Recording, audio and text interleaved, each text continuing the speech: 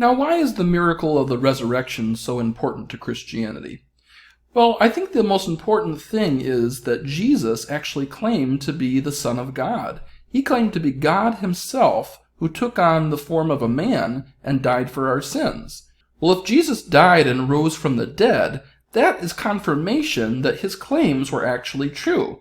Because if they weren't, why would God raise somebody who was a liar from the dead, knowing that that would cause people to embrace a new religion that was false? So that's a really important miracle for Christianity itself. Now I want to get into our final question that talks about, is the New Testament reliable enough to confirm whether the resurrection actually occurred? But I'd like to point out that even if the Bible didn't even exist, that in itself does not disprove Christianity. Because again, it's the resurrection, the event, that proves Christianity. Nevertheless, the Bible's really important because it not only helps to confirm that, but it's also the source of what Christians believe as far as Christian living as well. So let's take a look. Is the New Testament reliable? Is it historically reliable? Well, how would you figure out such a thing? How would you figure out whether any ancient document is something you can rely upon? For example, how do we know that the New Testament that we can access now is something that we can be sure is the same thing that was written all those years ago? A lot of people make the claim that the Bible went through kind of like the telephone game, where what we have now is just a copy of a copy of a copy of a copy, and we have no idea to know whether what was said was actually in the original document. Well, is that actually the case? Well, one important thing to mention is we do not have the original document of the original New Testament that was written. Now that's unfortunate, but at the same time, we don't have the original of any ancient document in the world today. So we are relying on the ancient manuscripts to tell us what the original said. And what are the important questions to determine whether the manuscripts are an accurate copy of what the original said? Well, one question that scholars look for is, how many manuscripts are there? Now, why is that important? Because if you have a great volume of manuscripts, you're able to compare all those manuscripts and determine what the original said. And we'll take a look at that. Secondly, do we have early manuscripts? If we have manuscripts that are early, we can have greater assurance that those manuscripts were closer to what the original said. And when we look at those two important questions, we're able to determine what the distortion rate is from the earliest manuscript to the original. So let's look at that first question. How many manuscripts are there? Now let's take a look at this chart here, and these are a number of ancient documents that we want to examine here to figure out how many manuscripts do we still have of each of these documents. Now I should mention that scholars trust all of these documents based on how many we have here, but look at Plato. We only have 7 manuscripts available to compare with one another to determine what the original said. Look at the next one over. This is Caesar, and specifically Caesar's Gallic Wars. Well, we only have 10 manuscript copies of that, and yet Caesar and his exploits are studied and nobody doubts those. Well, let's go all the way to the other end of this chart. We've got 643 manuscript copies of Homer, and specifically Homer's Iliad. Now, as you can see from this chart, that's a lot more than many of the other ancient documents we have here. And I should note that this chart was created a number of years ago, and as late as 2017, we actually have 1,757 copies of Homer's Iliad.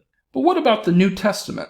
Well, most of the New Testament was originally written in Greek. And if you look at the Greek language alone, we have over 5,000 manuscript copies. 5,000! Now in 2017, it was actually reported we have 5,795 manuscript copies.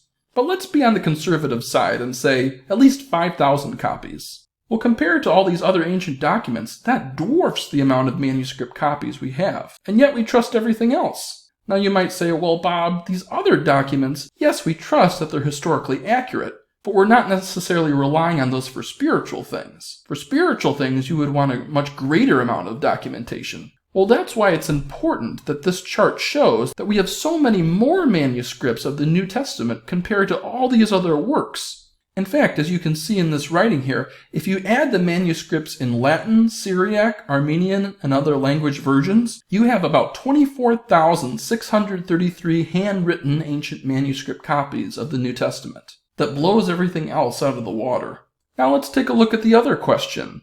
How many years has it been from the original to the first copy of these ancient works? Well, first let's look at the bottom of the chart. Pliny's first copy was dated 750 years after the original. Caesar in his Gallic Wars, 1,000 years after the original was created. Now, 1,000 years sounds like a lot, but as you can see from these other documents, that's about average. Tacitus, another 1,000 years, Plato, 1,200, Herodotus, 1,400, Demosthenes, 1,400. Homer's Iliad is only 500 years, that's about half of the average. But the New Testament is only 25 years. 25 years from the original document to the first copy that's been found. And the earliest fragment that is found is called the John Rylands fragment, and that's dated about 125 AD. Now, how do scholars come up with those dates? Well, a lot of it has to do with actually the style of the signature of the writing. Different styles of the lettering occurred at different points in history. So when scholars look at that, they're able to give a pretty good estimation of approximately when this was written. So now that we've looked at how many manuscripts there are and how early those manuscripts were, what's the distortion rate? How much distortion was there from the original document to the first copy that we have? Well, as you can see here, the Mahabharata, which is a text from the Hindu religion, has a 10.30% distortion rate. That means about 10% of what we have in the first copy is disputed whether the original actually said that. Homer's Iliad has 4.9% distortion rate, meaning that 95% of what's said in the Iliad we can be pretty confident that that's what Homer actually wrote. Well, what about the New Testament? Plenty more documents to compare. Well, scholar Bruce Metzger did a study on this, and he discovered that only 0.20% of a distortion rate was included for the New Testament. Not 20%, but less than 1%, 0.20. Now that percentage is so small that none of the 0.2% distortion rate affects any Christian doctrine or the historical record of the life of Jesus. So that's saying that what we have in our hands now is 99.8% accurate compared to what the original said.